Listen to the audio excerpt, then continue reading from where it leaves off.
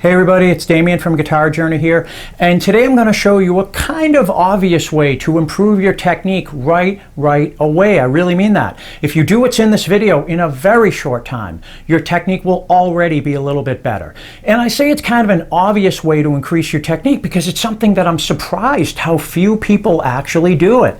And yet it's really something we all should be doing, whether you're a beginning player or even a highly advanced player. So, let's get right to it. What is this big secret? It's not really a secret at all, of course. What is the secret?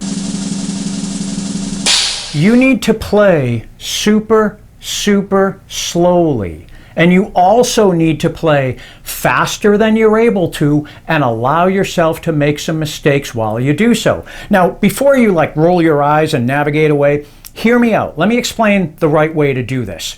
We're almost always taught, whether we're practicing a recital or a performance piece, or we're just practicing scales, or even, practicing moving smoothly from chord to chord. We're always told, never go faster than accuracy will allow.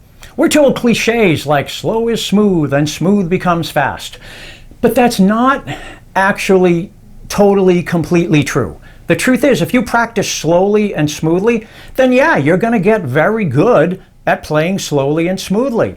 But if you're looking to improve where you are, whether it's, like we said, just something as simple as moving quickly and accurately from chord to chord, or you're playing some type of a recital piece, or if you're just playing some type of a scale passage and you want to play it much faster, that old cliche about practicing slowly to a metronome is really not going to get the job done. And to give you a quick example, let's just say I'm playing a C major diatonic scale like this. I got that one, okay? And let's just say, for the sake of discussion, that I'm pretty comfortable playing the scales at, let's just say, 100 beats per minute, and that would sound like this.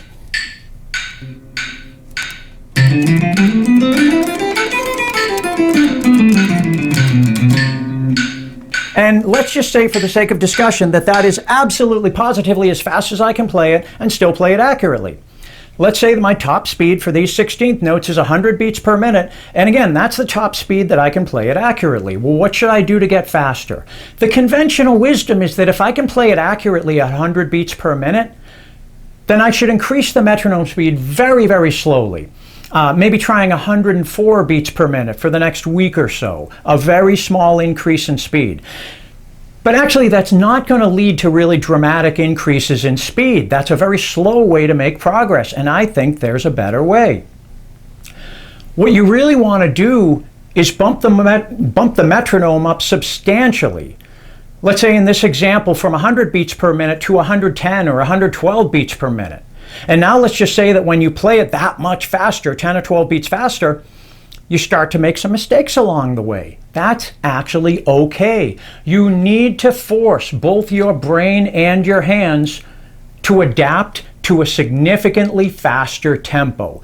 Literally, your hands need to build up greater fast twitch muscle to enable you to handle significantly faster speeds. And your brain needs to be able to process your fingers moving across the neck at a faster speed than your perception may be accustomed to. So there's both a physical and a neurological component here.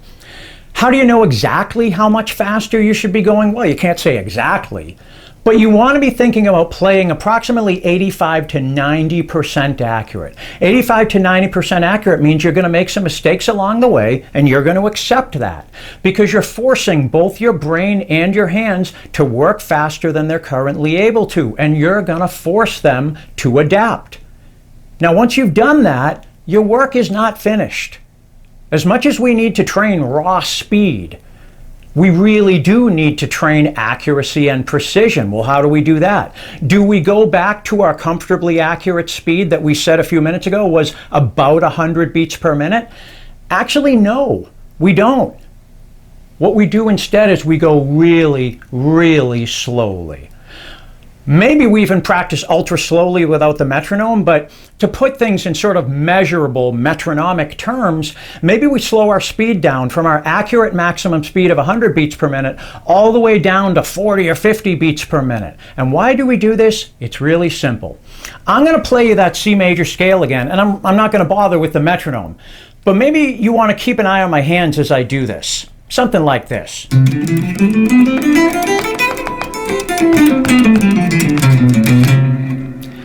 What was the problem with that? It was sloppy.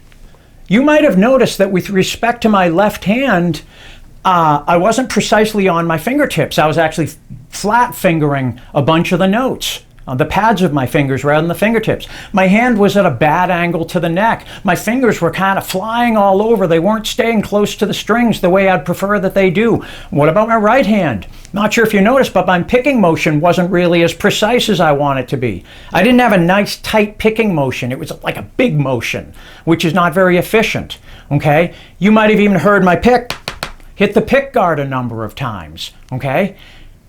And yet, for the most part, the notes came through audibly. So here's my point. When we're playing at what feels like our maximum speed, our maximum comfortable, pretty accurate speed, when we're playing at what feels like that speed, we may very well not be playing as accurately as we think we are. And even though the notes are coming through audibly, we may still be playing with some really bad technique. And eventually that bad technique is going to catch up with us. So what we really need to do, in addition to going faster than we're able to, like we discussed earlier, we really need to go very, very slowly, over and over, pay meticulous attention to every last detail of our playing technique. And again, even when the notes are coming through audibly, we may very well not be playing as accurately as we think we are. And so what we thought was our maximum accurate speed kind of isn't. I really urge you to give this a try today. Push yourself to go faster than you're able to, but also go very slowly and really examine your technique. You may find that you're making small technical errors that you weren't even aware of. When you go super, super slowly as you play, you can monitor just about every aspect of your technique.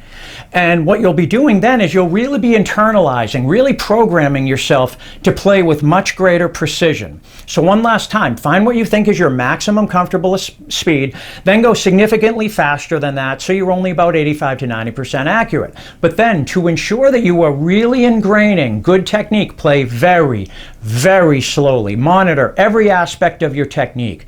Are you fretting notes with your fingertips as opposed to the pads of your fingers? Is your fretting hand at a good angle to the neck, close to perpendicular? Are your fingers staying relatively close to the strings? Is your picking hand moving in an efficient, fairly narrow range of motion? If you're trying to alternate pick a certain passage, well, are you really alternate picking, or are you maybe double stroking certain notes without even being aware of it? This may really be an eye-opening experience for you. I know it was for me. So give it a try, okay? That's what I have for you today. Thanks so much for watching the video. And if you found this very simple video to be helpful, please give it a like, and please also subscribe to the Guitar Journey channel. We get so much content here on Guitar Journey, from videos on playing technique like today's lesson, to music theory lessons, to jam tracks, and other videos that help you navigate this awesome but sometimes overwhelming journey that is learning and playing guitar. So please hit like and please hit subscribe. Now, if you really like today's video, please buy me a coffee. Buy me a coffee from the link in the description below. And finally, if you have a question about today's video, or if you want to suggest a topic for a future video, please leave a comment in the comments section below. I really do love to hear from you. So please hit like, please hit subscribe, buy me a coffee if you want to. Feel free to ask a question or make a suggestion for a future video. And most importantly, have a great time practicing, and have a great day.